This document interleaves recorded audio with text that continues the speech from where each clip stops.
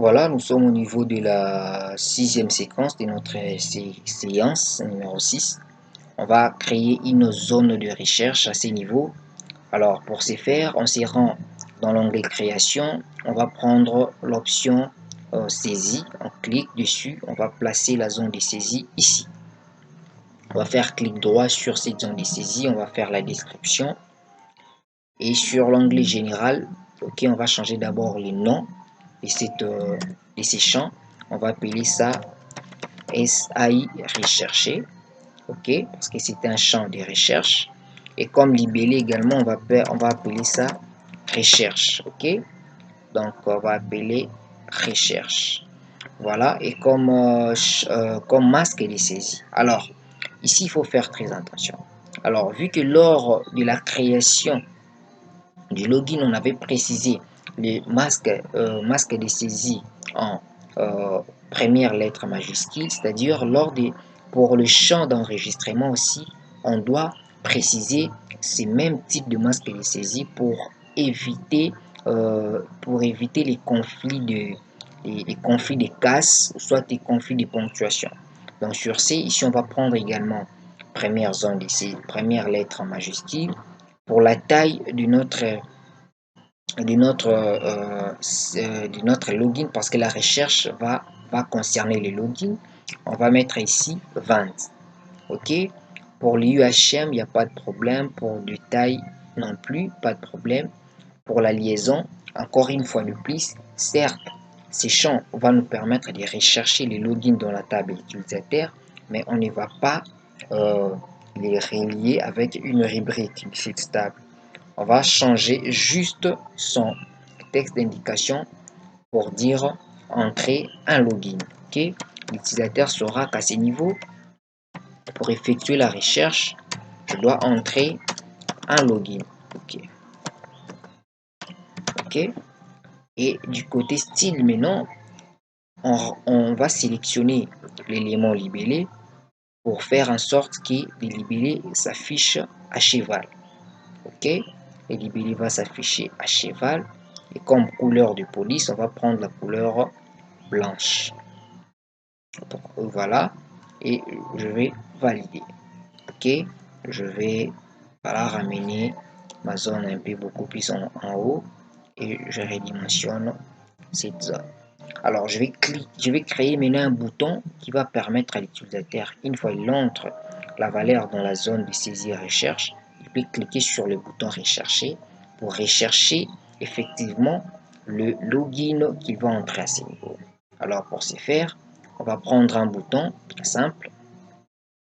Ok, on va placer ce bouton ici. On va entrer dans sa description. Ok, on va appeler ça bouton rechercher. Ok, et pour les libellés, on va pas mettre les libellés et on va chercher juste une image pour ces boutons.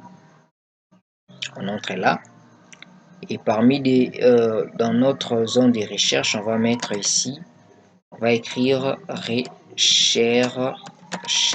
On va valider la recherche. On va prendre par exemple ça. Ok, on va cliquer sur OK et on va valider. Moi, ça me dit que j'ai déjà un bouton appelé rechercher. Je vais cliquer sur renommer pour ne pas créer des conflits. Voilà. Et je me positionne là. J'aimerais que mon bouton ne puisse pas avoir les libellés comme ça. Donc, je vais changer la position et mettre sans libellé. Et je vais cliquer sur OK. Et j'ai mon bouton comme ceci. Je vais redimensionner les boutons. Voilà. Alors, on va devoir exécuter pour tester ce que ça va donner. Ok, on exécute. Voilà. Si je clique sur le volet liste des utilisateurs, vous pouvez voir toutes les zones de saisie ont disparu, sauf la zone de saisie des recherches et le bouton rechercher. Pourquoi?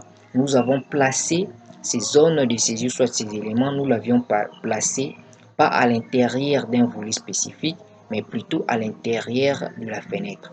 C'est-à-dire, la zone de saisie recherche ainsi que les boutons recherchés sont indépendants d'un volet quelconque. Donc, ne sont pas liées à un volet. Mais par contre, toutes les zones de saisie ainsi que les boutons que nous avons entrés ici sont reliés avec les volets mis à jour. Ok, alors normalement, si l'utilisateur entre ces informations, s'il entre ces informations comme ceci, s'il entre ces infos comme ceci, et s'il clique sur l'option, le bouton ajouter, il faut que l'application réagisse pour prendre ces informations et aller ajouter dans la table utilisateur. C'est ce qu'on va faire dans la partie de codage, mais avant d'arriver là, on va devoir également ajouter, placer les éléments dans le volet liste des utilisateurs qui a pour but de lister les différentes informations, soit les différents enregistrements de la table utilisateur. On va arrêter, on va vérifier encore si nous sommes au niveau de combien de minutes, on est encore là. Alors, on se positionne dans le volet liste des utilisateurs qui est censé juste délister les différents enregistrements de la table utilisateur. Alors, pour ce faire, on va utiliser un objet, soit un champ table. Okay? On est du côté de l'onglet création. On va cliquer sur liste, sur table et liste. On va prendre table verticale. On va placer sur l'onglet. Et la création des champs de table nous demande comment nous voulons remplir cette table. Il y a plusieurs façons de remplir une table. Nous on va prendre la deuxième option qui est de remplir une table à partir d'un fichier de données ou d'une requête. C'est-à-dire, notre table va puiser ces données dans un fichier de données. On va cliquer sur suivant. Il faut maintenant préciser, notre table va puiser ces données dans quel fichier de données. Donc, ça va puiser les données dans le fichier de données utilisateur. On sélectionne, on prend suivant. Et Windev nous demande encore quelles sont les rubriques que nous voulons afficher au niveau de cette table.